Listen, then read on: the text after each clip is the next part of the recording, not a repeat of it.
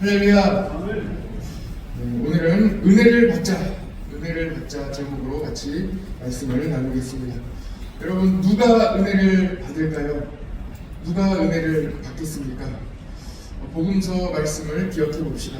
누가 은혜를 받았습니까? 5 남편이 있었던, 하지만 지금 사는 남편도 자기 남편이 아닌 사마리아 수가성 여인이 은혜를 받았습니다. 예수님을 만났고 그리고 그의 삶이 변화를 얻었습니다.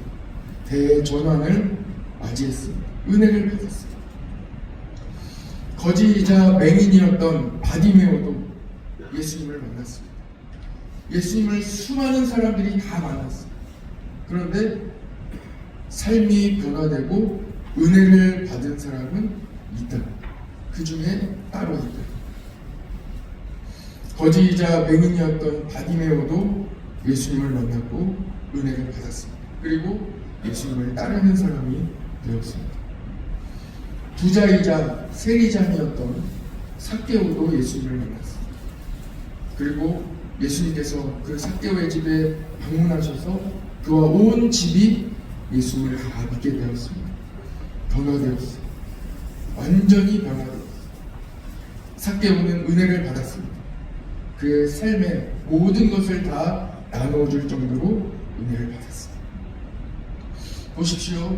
사회적인 지위, 건강, 재산의 여부, 이런 우리가 눈에 보이는 것들, 우리가 알 수 있는 이런 정보들로 우리가 판단할 수 없는, 누가 은혜를 받습니까? 이 세상의 어떠한 기준에 의해서 은혜 받는 게 아닙니다. 은혜는 갈급한 사람이 받습니다. 은혜 받을 사람이 받아요. 주님께 나오는 사람이 은혜 받는 거예요. 시편 42편 1절을 보십시오. 하나님이여, 사슴이 시냇물을 찾아 찾기에 갈급함 같이 내 영혼이 주를 찾기에 갈급하니이다 하고 말씀하고 있습니다. 갈급한 영혼, 목마른 영혼, 내가 주님의 은혜가 아니면 오늘 하루 살아갈 수 없는 그 사람이 은혜를 받는 거예요. 내 영혼이 하나님 곧 살아계신 하나님을 갈망하는, 주님을 갈망하는 사람, 주님의 도우심을 구하는 사람, 주님 없으면 안 되는 사람, 주 없이 살 수 없는 사람이 은혜를 받습니다. 내 눈물이 주야로 내 음식이 되었도다 하고 말씀하고 있습니다. 눈물 흘리는 사람, 주님의 은혜로 말미암아 주님만 생각하면 눈물이 흐르는 사람, 그 사람이 은혜를 받습니다. 시편 40편에도 나옵니다. 시편 40편 1절에도 보면 내가 여호와를 기다리고 기다렸더니 귀를 기울이사 나의 부르짖음을 들으셨도다 하고 말씀하고 있습니다. 누가 은혜를 받습니까?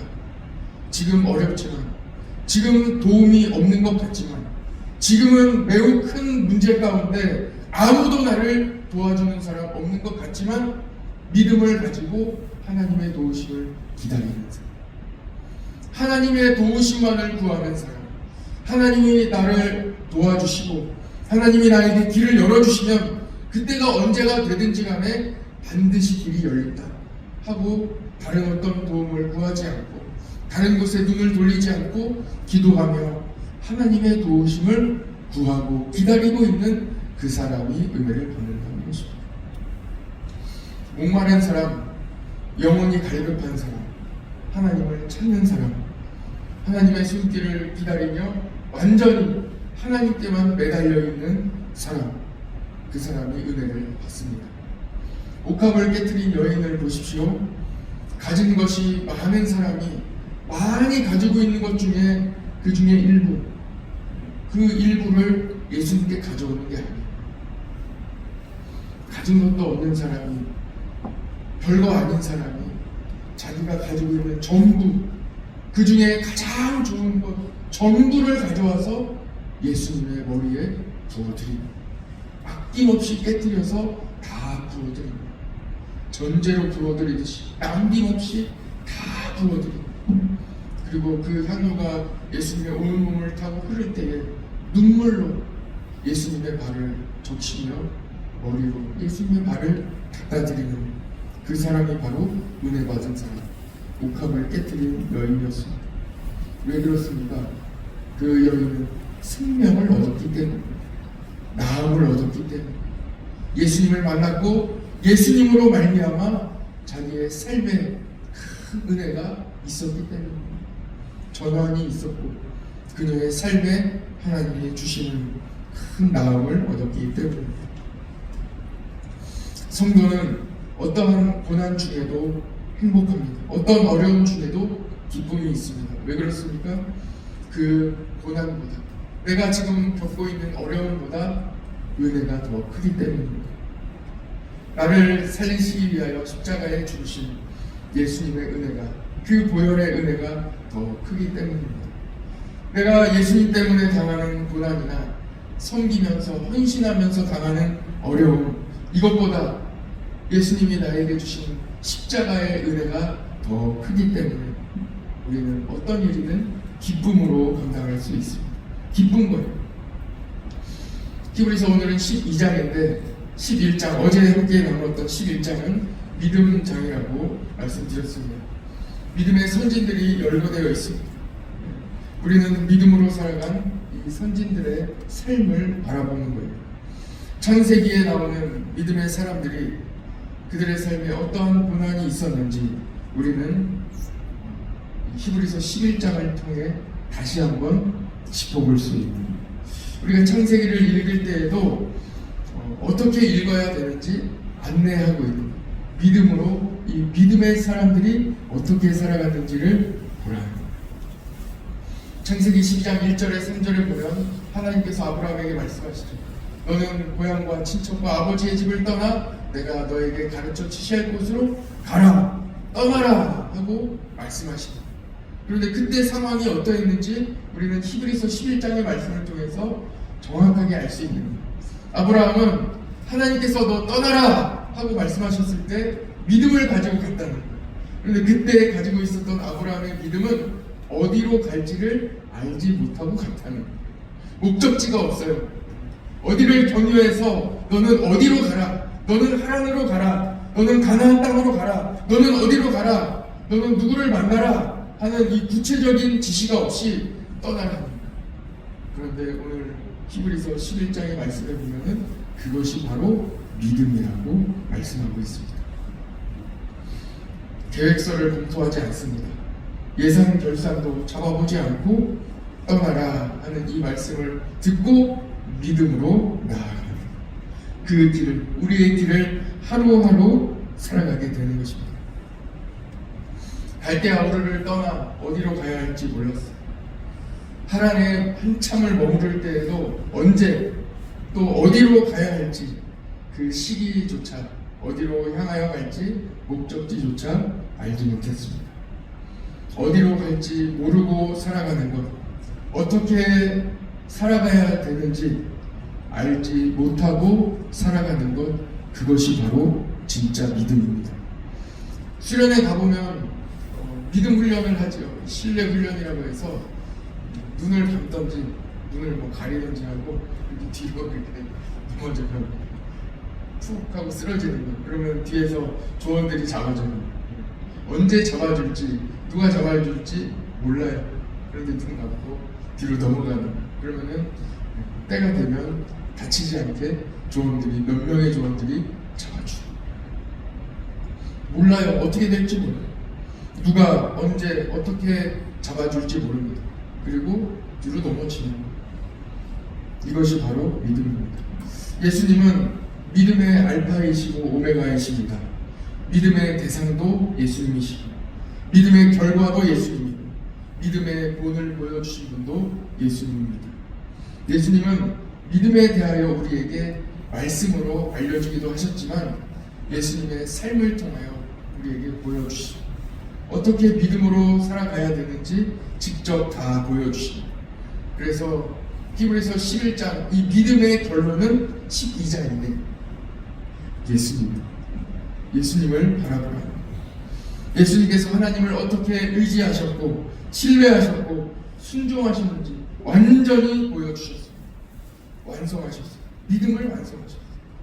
예수님께서 십자가를 지시고 부활하심은 예수님께서 어디까지 하나님을 신뢰하고 믿으셨는지, 그리고 어디까지 예수님은 하나님께 순종하셨는지를 보여줍니다. 오늘 말씀의 2절을 같이 한번 보십시다. 히브리서 12장 2절 말씀 같이 한번 읽어봅시다. 시작.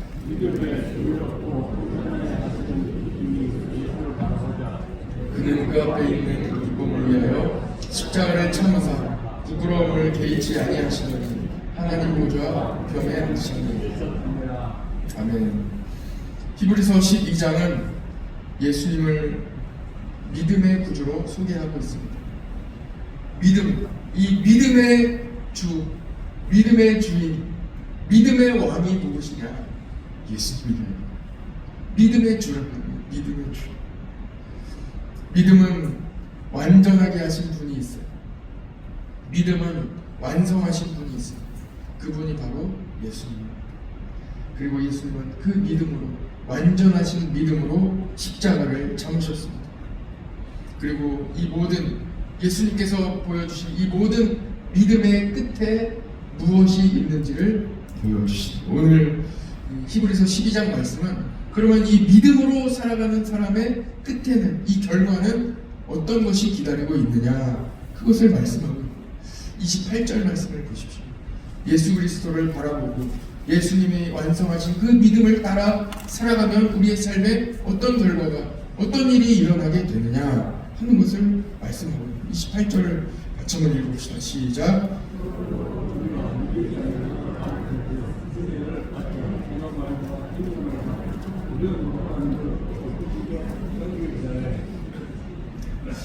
아멘. 그러므로 우리가 흔들리지 않는 나라를 받았은즉 어떻게 하자고요? 은혜를 받자. 같이 한번 해봅시다. 은혜를 받자. 전심으로 한번 해봅시다. 은혜를 받자. 이거예요. 교회 왜 나옵니까? 은혜 받으러 나옵니다. 예수님 믿으면 어떻게 됩니까? 은혜 받는. 은혜. 삶이 완전히 바뀌게 됩니다. 은혜 받는 거예요. 예수님을 만나고도 은혜를 못 받는 사람이 있습니다. 누구입니까? 대제사장, 서기관, 바리새인, 사두개인, 끝끝내 은혜를 못 받았어요. 예수님을 만났어요. 예수님을 만나서 예수님의 기적을 다 받고 예수님을 눈앞에서 만났다니까요. 예수님을 만나고도 은혜를 못 받은 사람들이 있어요. 끝까지 못 받습니다. 은혜를 못 받으면 끝까지 못 받아요. 은혜를 받아야 돼요. 예수님을 직접 만나고도, 예수님과 같이 한 시대를 살아가고도 은혜를 못 받는데 어떻게 은혜를 받겠습니까? 못 받는 사람이 있다는 거예요. 끝까지 은혜를 못 받는 사람들이 있다는 거예요. 예수님을 직접 만나고도, 육신으로 오신 성육신 하신 예수님을 직접 만나고도 어떻게 은혜를 못 받을 수 있겠습니까? 이해가 되십니까? 그들은 왜 은혜를 받지 못했을까요? 그 이유가 오늘 말씀에도 나오고 있어요. 15절을 같이 한번 보세요. 15절. 왜 그들은 은혜를 못 받았을까? 15절 같이 한번 읽어봅시다. 시작. 너희는 하나님의 은혜에 이르지 못하는 자가 없도록 하고 또 쓴뿌리가 나서 괴롭게 하여 많은 사람이 이로 말미암아 더럽게 되지 않게 하고. 아멘. 보십시오. 무엇입니까? 쓴뿌리예요. 쓴뿌리. 쓴뿌리는 무엇입니까?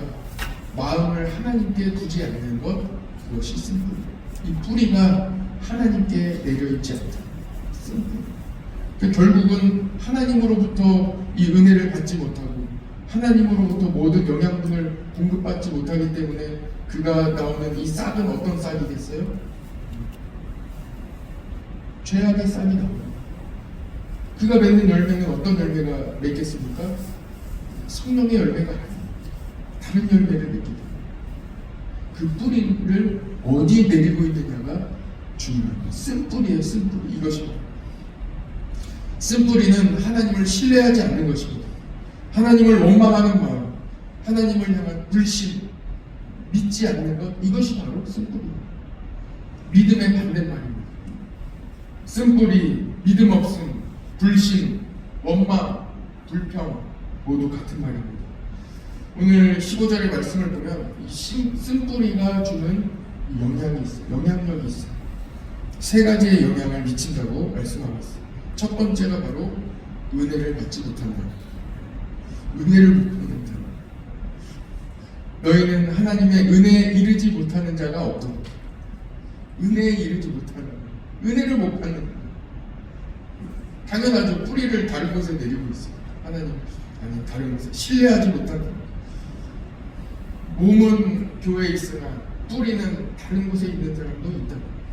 그러니까 이 히브리서를 말씀하고 있다. 예배 드리고 교회에 나와서 예수님을 믿는 모양은 있으나 뿌리는 다른 곳에서 이 기쁨을 얻고 영향을 받고 있는. 그러니까 흔들릴 때, 고난 받을 때 다른 곳으로 가. 그것을 말씀하고 있다. 두 번째, 쓴 뿌리는 괴롭게 합니다. 괴로워요. 마음에 평안이 없습니다. 부활하신 예수님께서는 평안을 주시잖아요. 참 평안을 주시는데 주님이 주시는 평안이 없어요. 괴롭게 하는. 오늘 15절에 말씀하지 않습니다. 괴로운. 세 번째, 그것으로 그치는 것이 아니라 이 쓴뿌리는 마치 들풀과 같이, 들풀이 얼마나 번식력이 셉니까? 정말 이 심지도 않고 거두지도 않는데 들풀을 보세요. 이 추운 겨울에도 들풀은 조금만 이렇게 햇빛이 있는 곳에 가도 막 뿌리를 내리고 막 번져나가는, 얼마든지 번져나가는 영향력을 끼치는, 이 쓴뿌리가 있는 곳에는 그 주변을 전염시키는, 많은 사람이 쓴뿌리로 인하여 더럽게 된다고 말씀하고 있습니다. 그렇다면 이 쓴뿌리는 어떻게 없애겠습니까? 어떻게 우리가 이 쓴뿌리를 거두고 다시 하나님께 뿌리를 내릴 수 있는 그 방법은 어디에 있겠습니까? 그 방법을 말씀하는 성경이 바로 히브리서가 있습니다. 쓴뿌리를 뽑고 버리고 그리고 하나님께 다시 뿌리를, 시냇가에 심기운 나무와 같이 다시 뿌리를 내리는 말씀이 히브리서. 2절에 나오죠. 믿음의 주요 또 온전하게 하시는 이인 예수를 바라보자. 예수님을 바라보려 합니다. 예수님 이외에 다른 방법은 없습니다. 예수님을 바라보려 합니다. 오직 예수님을 바라보면서 은혜를 받으시기 바랍니다. 예수님을 바라본다는 것은 단순한 그런 이야기가 아닙니다. 예수님을 바라본다는 것은 우리의 삶의 대전환을 말씀하고 있는, 엄청난 변화를 말씀하고 있는. 왜 그렇습니까?